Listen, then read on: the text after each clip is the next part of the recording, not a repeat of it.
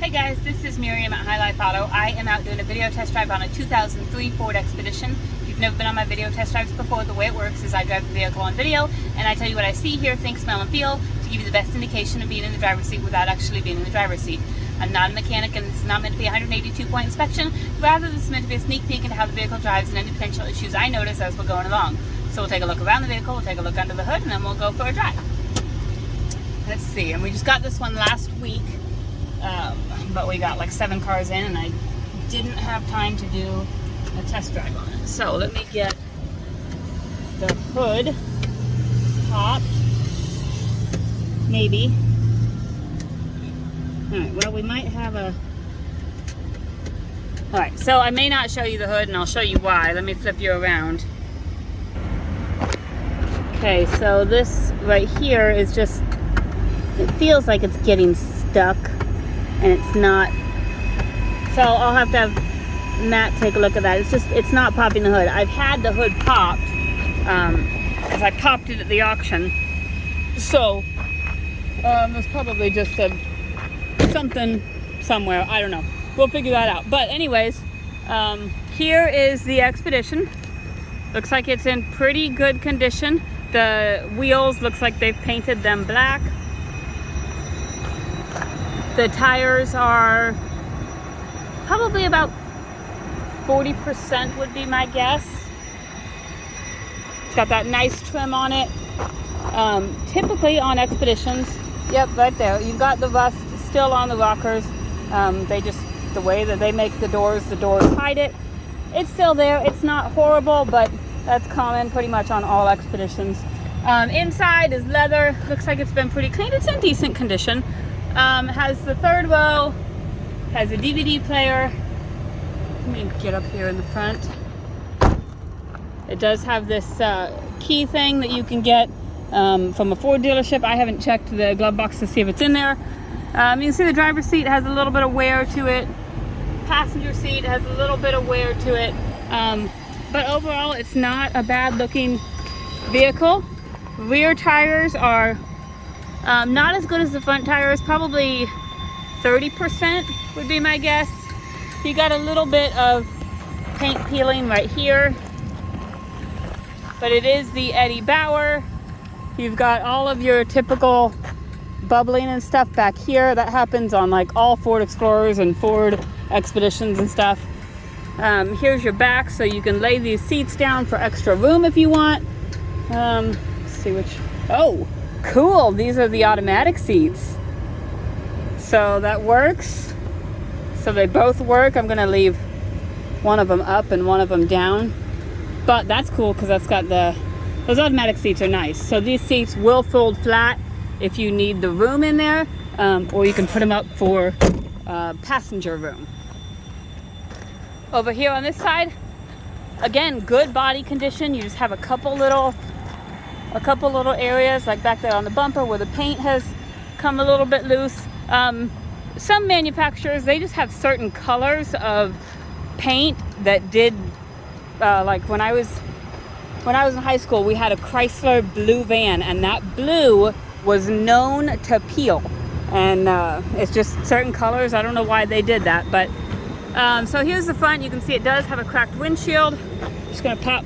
Okay, yeah, that hood is latched, so I'll have to have Matt take a look at it and figure out why it's not opening. But we will get in the car, and I've been in this one for probably about 15 minutes because Journey and I went to go get gas and we went to go get lunch for the kids. So so it's been running. We're right around in middle operating temperature, perfect area to be. No check engine lights, nothing else on. Let's see, where's the miles? I don't think you can see them over here just on the video, but it has 212,048 on the miles. Let's see what else I can get it to say.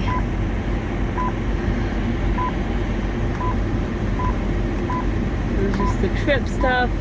Let's see, we'll do the system check.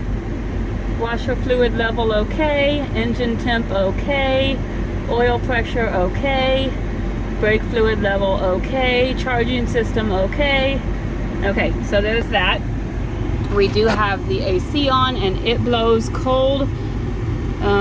We have the radio on. Radio works. We have up here, we've got the rear AC, which oh, that's on heat. What the heck? Crazy people. Okay, so I'll check that in a minute. We'll open this. The sunroof works.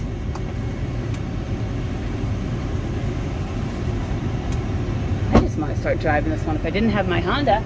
Okay, passenger side window. It does work. I think it's getting weak or it's off track. Let me see. Yeah, I think it's off track. I did have it down earlier, and it just went up really slowly. So I think it just needs a little bit of love. Rear passenger side window works just fine. Driver's side window works just fine. And the rear driver's side window works just fine. You do have the heated mirrors, which is really cool in the winter time. And you have the seats that you can set automatically for, you know, for like if a husband and wife drive this or whatever, then you set it for different heights and all of that stuff. So we're going to test our four-wheel drive while we're here. This one's got the auto four-wheel drive and the 4High. The auto four-wheel drive is just for like when you don't know what the road condition is and you might need it and you might not. So you just put it on and then it kicks in when you want to. Right now I'm in 4High, which forces the wheels to go. You can see right there in the corner. And the four-wheel drive does work. You can feel it when I crank my wheels all the way to one side, and you can feel all four wheels engaging. I'm going to put it back in two-wheel drive, and we're going to go for a drive. So you can see that cracked window in here a lot better than from the outside. Just keep that in mind if you're from a state where that's an issue, like Missouri. I don't think you can have any cracked windshield at all. And don't trust my knowledge of different states' laws, but just be aware of what your state requires.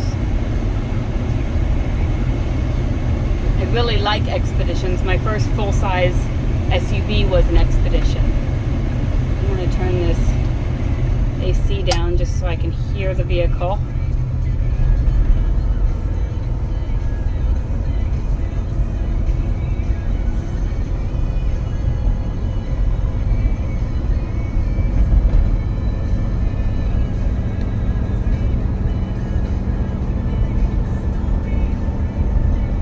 It's going up this hill just fine.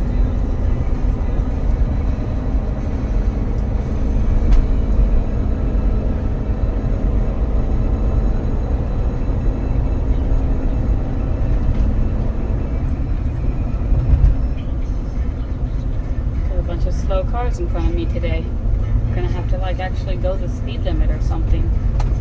Alright, try this side. Okay, so you can see right there the left turn signal works, the right turn signal works. Get back over here. Windshield wipers work. Horn works. We're going to get up here, check the cruise. Let's see. Set. I think I just hit a bump and it knocked the cruise off. You can see right there in the top right, there is a cruise indicator. I am cruising right about 50 miles an hour and it works well. I don't hear any suspension noise. There's a little bit of a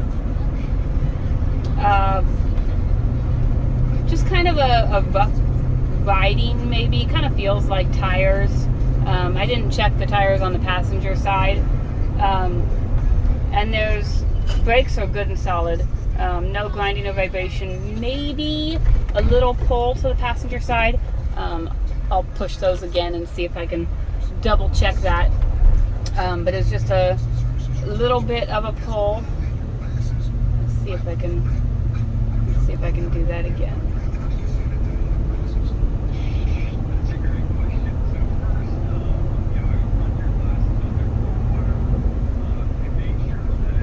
Yeah, so it pulls a little bit to the passenger side when you put on the brakes. So I don't know if a caliper's grabbing or maybe just maybe even one tire is underinflated while another is overinflated, or there's a lot of different reasons why that could be, and it might just be, you know, just tires condition. Most of the time it has to do with something in the tires, whether it's brakes or the tires themselves. But other than that, it seems to run and drive really well. All the options seem to work. No check engine lights. It's got the third row, the DVD player, all the things you need for family, for comfort and all of that.